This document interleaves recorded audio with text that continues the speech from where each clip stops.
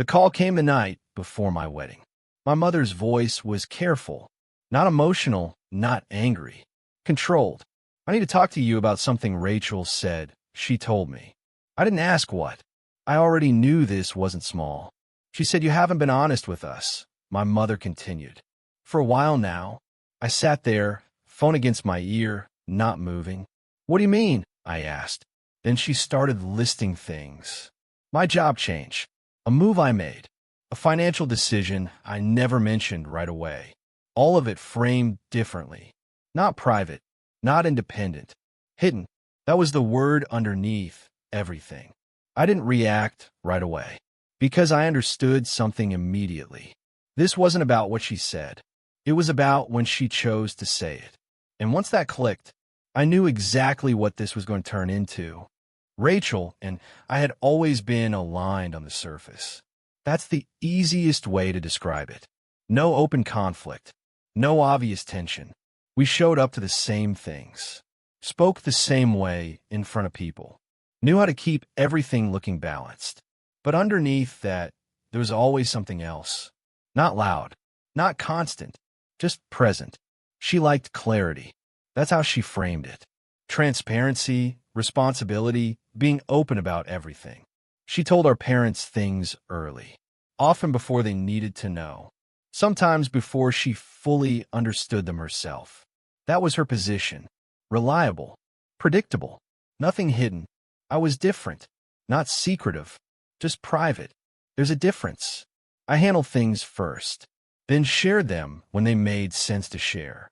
Not because I was hiding anything, because I didn't feel the need to explain every step while I was still figuring it out. A job change, for example. I didn't call immediately when it happened.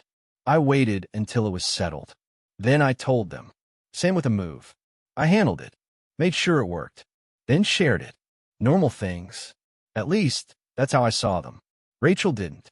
She never said it directly, but it showed up in small ways. "How long have you known about that?" she'd ask. Or, "You probably should have told them sooner." Not accusatory, just placed, like she was marking the difference between us. I didn't engage with it, because it didn't feel like something that needed to be argued. We just operated differently. That was enough. I thought that was where it stayed. It wasn't. Looking back, I can see the pattern more clearly. The way she positioned herself, always slightly ahead of things, always the one who kept everyone informed, and the way that made my approach look incomplete. Not wrong, just questionable. That should have stood out earlier. It didn't, because it was subtle, and subtle things don't register as problems until they become something else. The week of the wedding was busy, exactly what you'd expect. Final details, calls that actually mattered, things that needed attention before everything stopped for a day. Rachel was there through most of it, helping, organizing, stepping into things without being asked. She was good at that.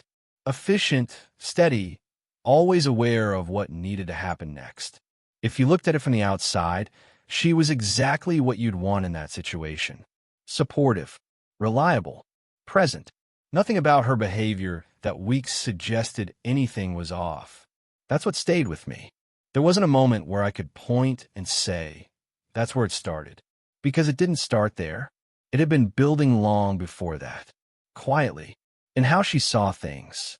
In how she interpreted what I didn't say. In how she positioned that difference. The day itself was supposed to be simple. Not easy, but clear. Get through the last few details. Be present. Let things settle before the next day. I wasn't thinking about her. Not in any significant way. She was just part of the structure of everything happening around me. That's where she had always been, and that's what made it work. On the surface, I thought this was just another part of the process. Family being involved. Everyone playing their role. It was just not the way I understood it at the time.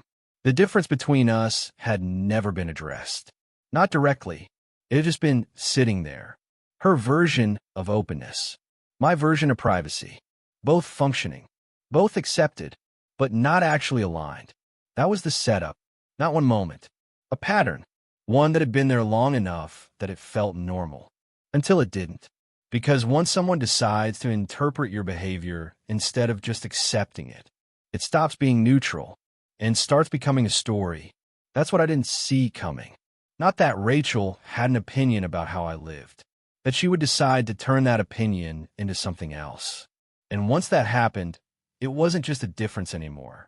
It was a narrative, and narratives don't stay quiet for long, especially when someone chooses the exact moment to say them out loud. My mother didn't sound angry.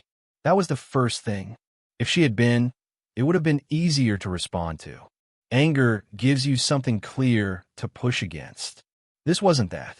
She sounded unsettled, careful with her words, like she didn't want to say something wrong, but needed to say something. That's just not how it felt, she said at one point. Listening to her, it sounded like we didn't really know what was going on with you. I leaned back slightly, phone against my ear, staring at nothing. That's not true, I said. I know, she replied quickly. I think I know. That hesitation mattered.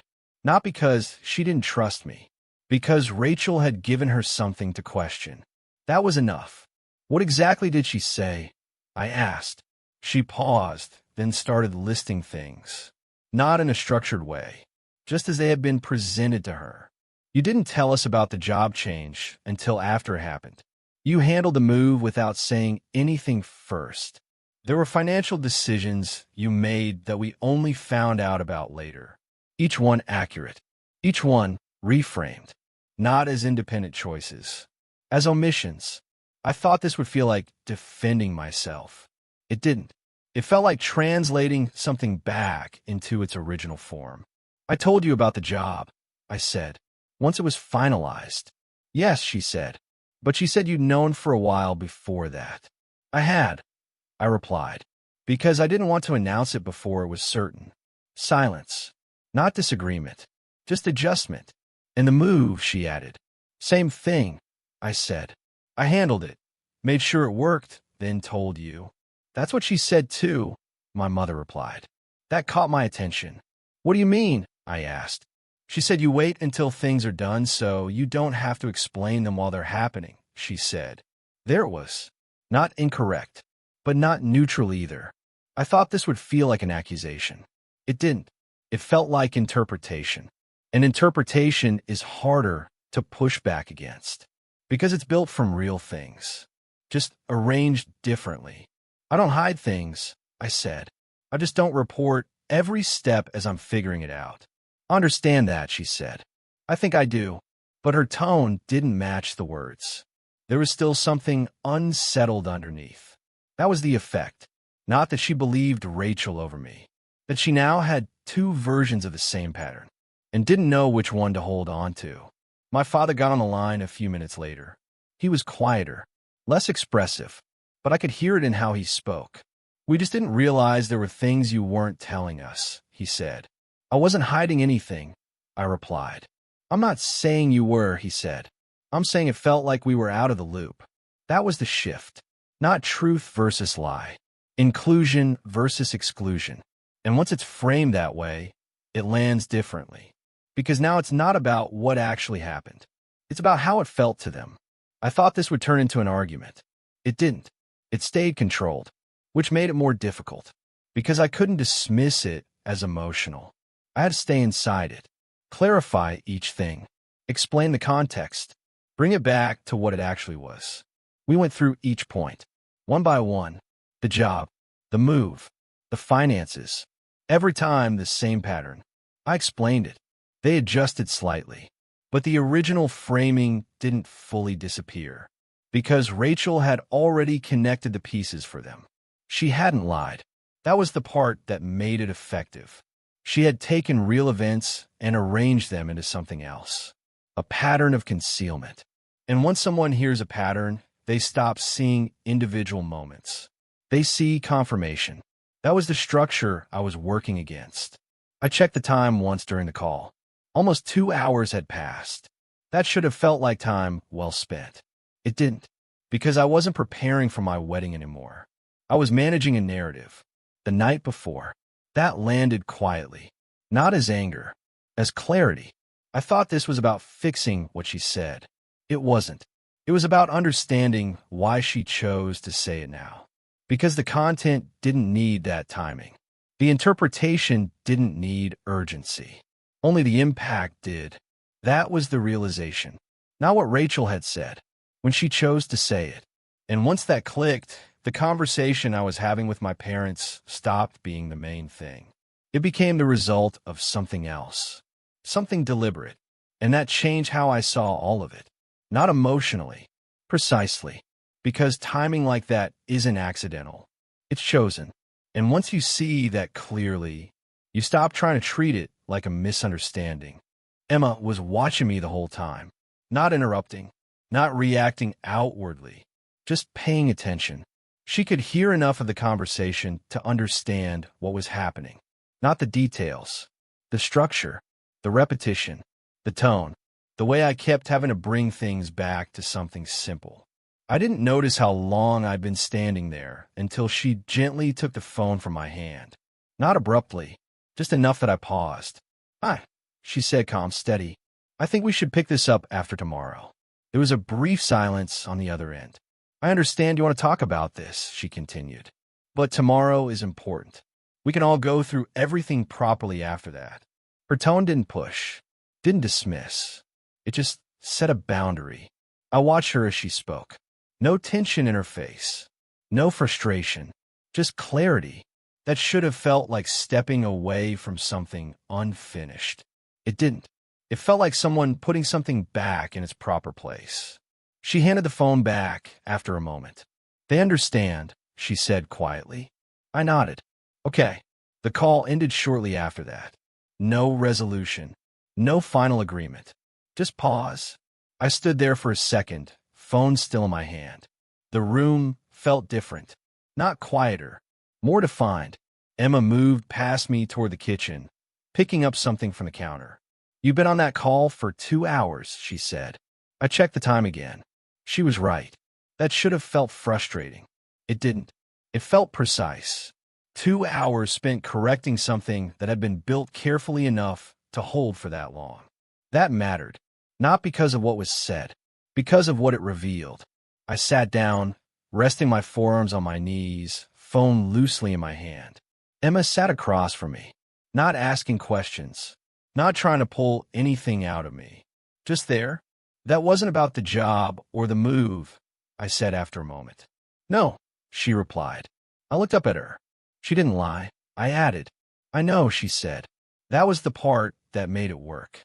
If Rachel had said something untrue, I could have dismissed it quickly, corrected it, moved past it, but she hadn't. She had taken ordinary things and arranged them into something else. And because they were real, they held. That was the structure. Emma leaned back slightly, watching me. "What are you thinking?" she asked. I paused, not because I didn't know, because I wanted to say it clearly. She chose the timing. I said. Emma didn't respond immediately. She didn't need to. She already understood. "This could have been a conversation any time," I continued. "Last week, a month ago, whenever." I leaned back in the chair, looking at the ceiling for a second. "But she waited," I said. That should have felt like anger. It didn't. It felt like recognition. Emma nodded once.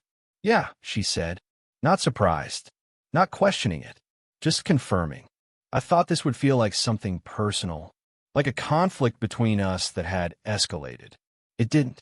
It felt deliberate in a different way. Structured. Not emotional. Not reactive. Chosen. That was what changed everything. Not the content of what Rachel said.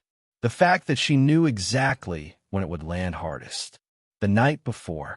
When there wasn't time to resolve it. When it would sit overnight. When it would carry into the next day, whether I wanted it to or not. That was the intent. And once I saw that clearly, everything else shifted. I wasn't dealing with a misunderstanding anymore. I was dealing with a decision. Emma stood up, walked over to where I was sitting, and rested her hand lightly on my shoulder.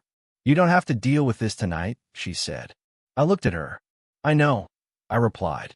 And I did. That was the difference. Before, I would have kept going. Called back. Tried to close it. Made sure everything was settled before I could move on. This time, I didn't feel that pull. Not because it didn't matter, because it mattered in a different way now. Not something to fix, something to address properly. Later, I stood up slowly, setting the phone down on the table. That should have felt incomplete. It didn't. It felt intentional. I wasn't avoiding it. I was placing it. There's a difference. I thought this would stay with me all night. Distract me. Pull me back into it. It didn't.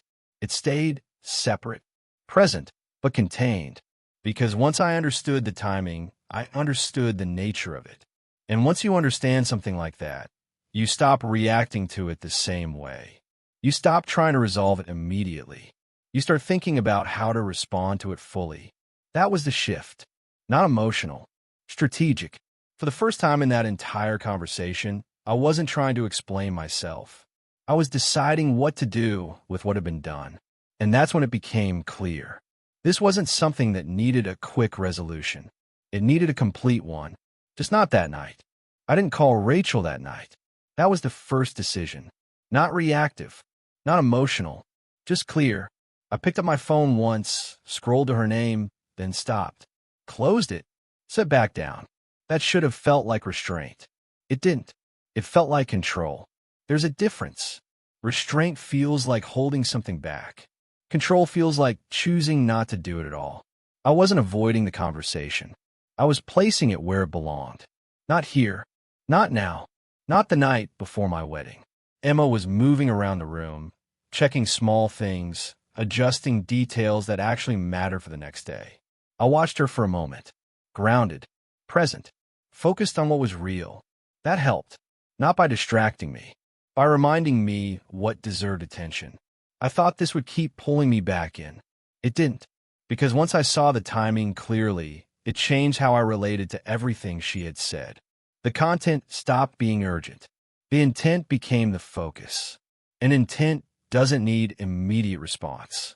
It needs the right one. I sat down at the table, pulled out my phone again, then opened the Notes app. Started writing. Not a message to send. Just structure. What actually happened. What she said. What was turned into. I kept it simple. No emotion in it. No interpretation. Just facts.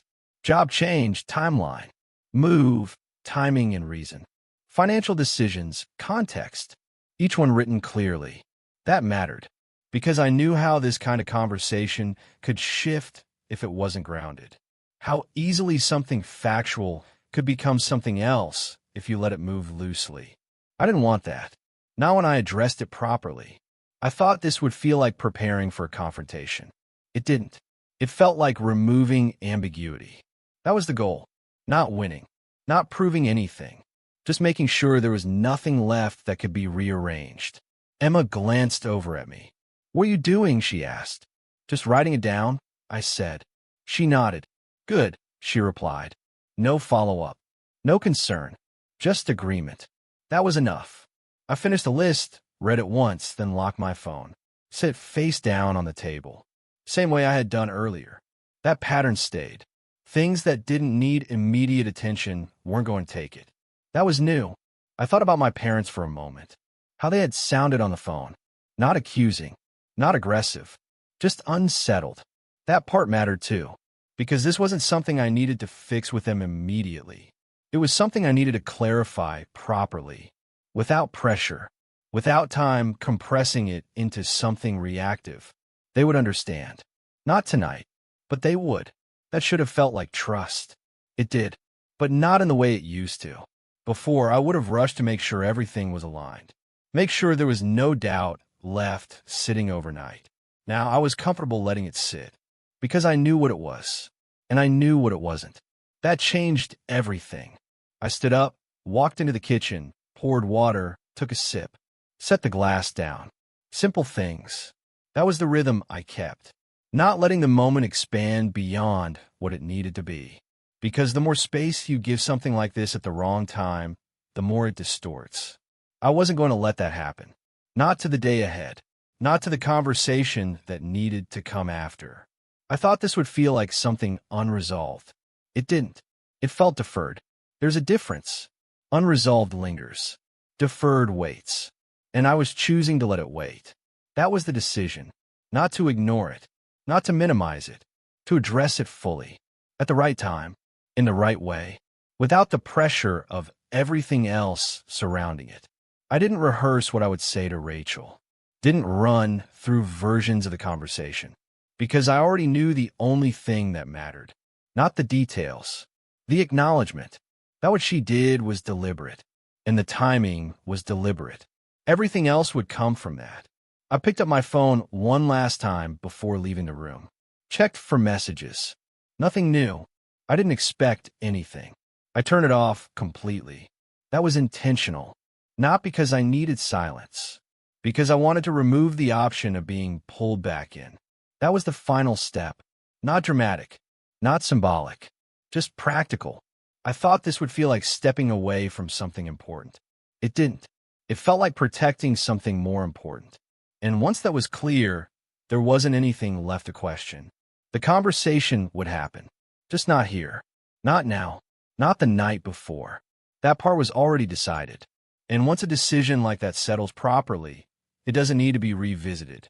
It just holds. The wedding went exactly the way it should have. That was the first thing I noticed. Not perfect, not flawless, but real, present. Nothing from the night before carried into it in a way that changed it. That mattered more than I expected. I moved through the day without distraction. Conversations stayed where they belonged. Moments stayed intact. Emma was steady beside me the entire time, grounded in a way that made everything else feel smaller. Rachel was there. Of course she was, moving through everything the same way she always did, smiling, helping, saying the right things at the right times. If you didn't know anything about the night before, nothing about her behavior would have stood out. That should have felt strange. It didn't, because it fit. She hadn't acted impulsively. This wasn't something that leaked into the day. It was contained, deliberate. I was polite. That was the structure I chose. Not distant in a way that created attention. Not warm in a way that suggested nothing had happened. Just neutral. We spoke briefly once, near the edge of the reception. "Everything looks great," she said. "It does," I replied. A pause. She held eye contact for a second longer than usual, like she was waiting to see if I would bring it up. I didn't. There was nothing to gain from that moment. No clarity that could be reached there. So I let it pass. That should have felt like avoidance. It didn't. It felt like placement. This wasn't the time. And because I'd already decided that there was no tension in not engaging, the day ended cleanly. Not overshadowed. Not diluted. That was the outcome I wanted. And it held. 2 weeks later, I sat down with my parents. At their house. Same setting as always. Nothing about it suggested anything heavy. That helped. Because the conversation needed to stay grounded. Not emotional. Not reactive. Just clear. I want to go through what Rachel said. I told them. They nodded. No resistance. No hesitation. Just ready. I walked through each point. One by one. The job. The move. The finances. Same facts as before. But this time, without the pressure of timing. Without the distortion of urgency. Each thing explained in its full context. Why I handled it the way I did. When I shared it. What it actually meant. They listened. Fully. That was the difference. No interruptions. No overlapping interpretations. Just understanding. I thought this would feel like defending myself. It didn't. It felt like restoring something to its original shape. By the end of it, the shift was visible. Not dramatic. Just settled. "That makes sense," my father said. My mother nodded. "We didn't see it that way," she added. "I know," I replied. And I did. Because Rachel hadn't lied.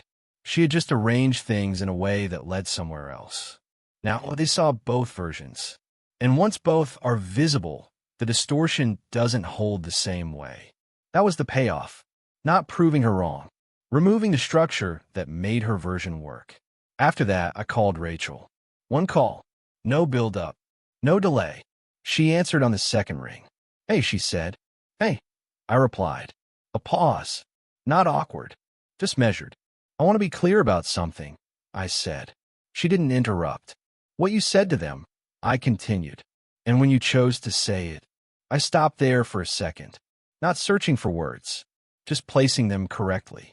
That was deliberate, I said. Silence. Not defensive, not surprised, just quiet. You know that, I added. And I know that.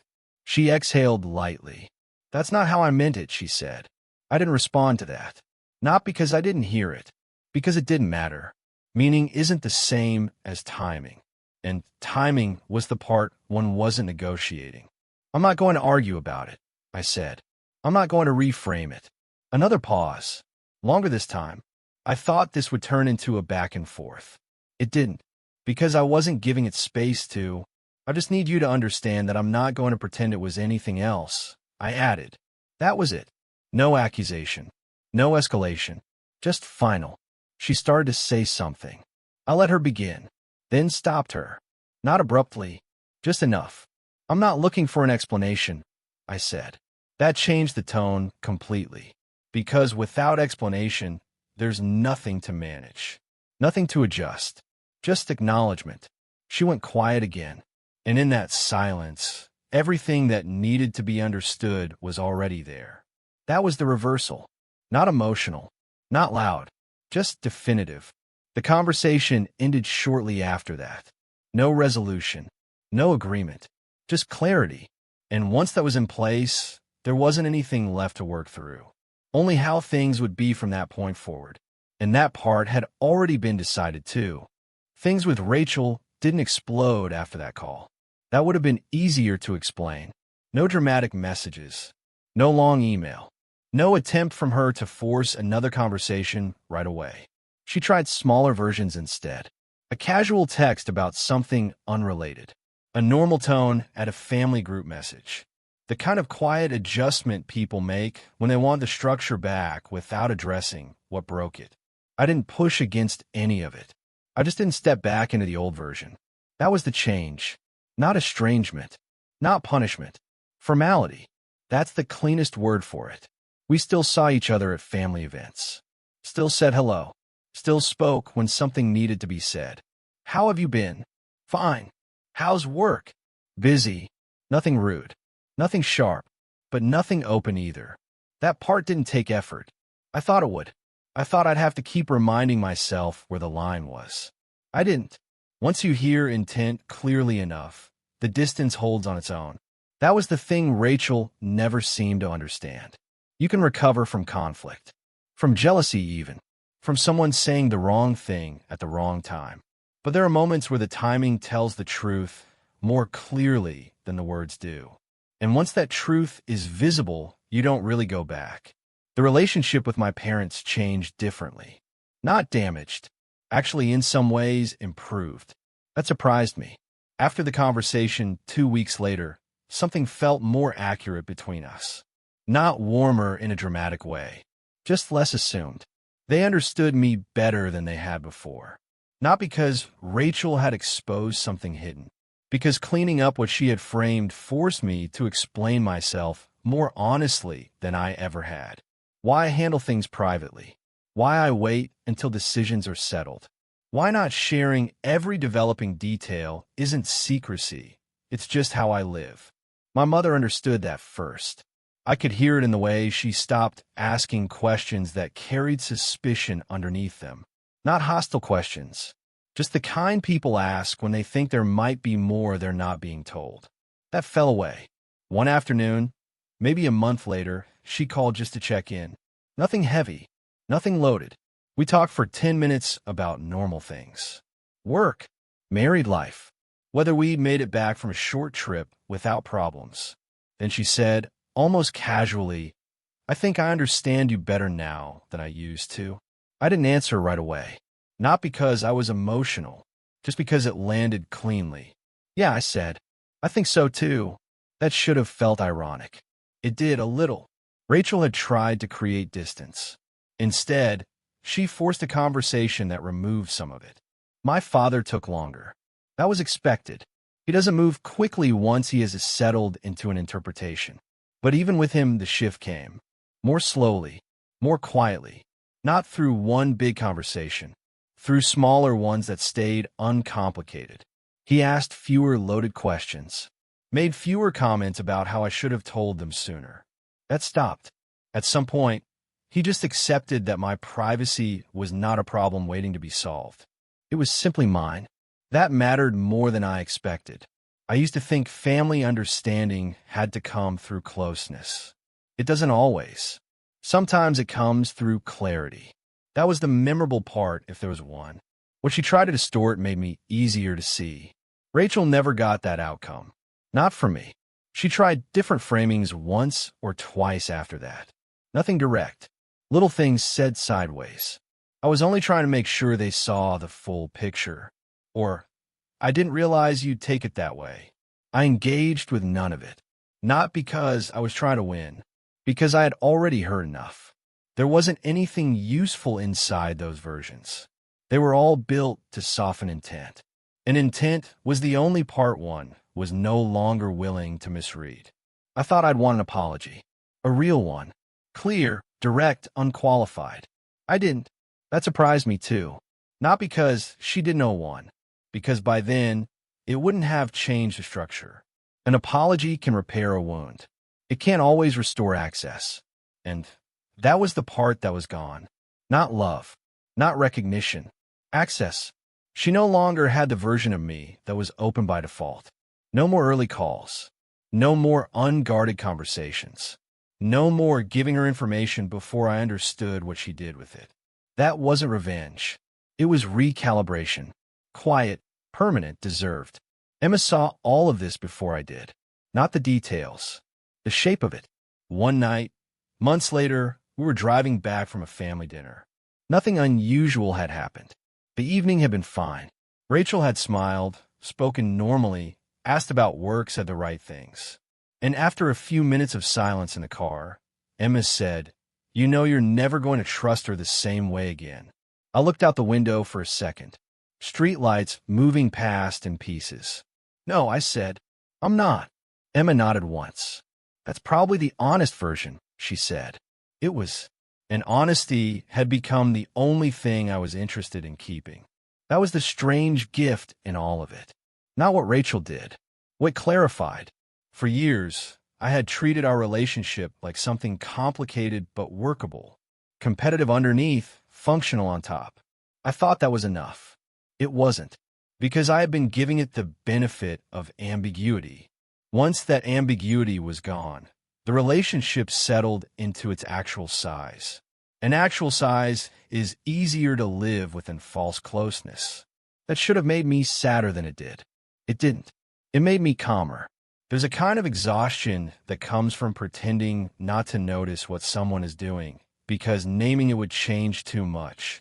I've been doing that for years without realizing it. Not just with Rachel's competitiveness, with the way she needed positioning. The way she liked to stand nearest to the moral version of any story. The night before the wedding was just the point where it became too expensive not to name. Timing is never neutral when it's that exact. That was the line I came back to. Not obsessively, just clearly. She chose a moment that couldn't be absorbed without consequence. And because she chose it, I chose differently afterward. That's all. I didn't make announcements. Didn't cut anyone off. Didn't ask the family to take sides. I just adjusted the distance to match the truth. And once I did that, everything became easier to carry. That's the real resolution. Not reconciliation. Not a dramatic ending. Precision. My parents know me better now. My marriage began without letting her timing define it. And Rachel is still my sister, just not someone I confuse with safety anymore. Some betrayals are allowed. This one wasn't. It wore the shape of concern, family, transparency. But the timing gave it away. And once something gives itself away that clearly, the healthiest thing you can do is believe it.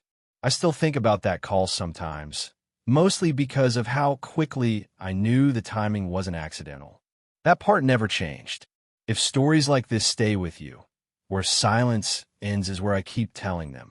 And tell me, have you ever had someone choose the exact moment they knew would hurt most, then act like it was just bad timing?